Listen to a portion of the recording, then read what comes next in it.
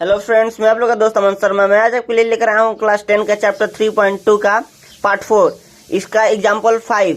और ये भी नोट कर याद रखना, एक याद रखना कि एक्सरसाइज 10 क्लास में हो और एग्जाम्पल जरूर बनाना, क्योंकि एग्जाम्पल से आपको एक आइडियाज मिलता है कैसे बनेगा कैसे नहीं। एग्जाम्पल जरूर बनाना, इसलिए मैं एग्जाम्पल आया हूँ एक्सरसाइज का 3.2 का 5 एग्जाम्पल।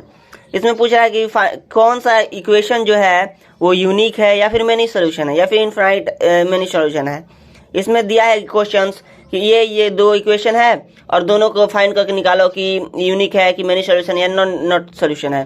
देखो, एक क्वेश्चन में ऐसे सिंपल दे दिया है कि फर्स्ट इक्वेशन बना दिया, एक में रेशियो में दे दिया है। तो रेशियो में आपको तो पता होगा रेशियो कैसे बटा के जोड़ या फिर बटा के घटाव करते हैं, तो वैसे ही करना है।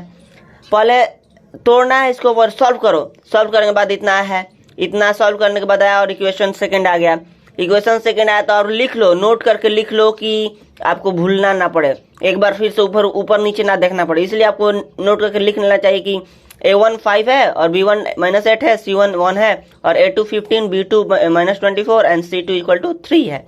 और आप पहले इक्वल कर लो, ऐसे कर लो कि जैसे 5/15 = -8/-24 = 1/3 इक्वल कर लो।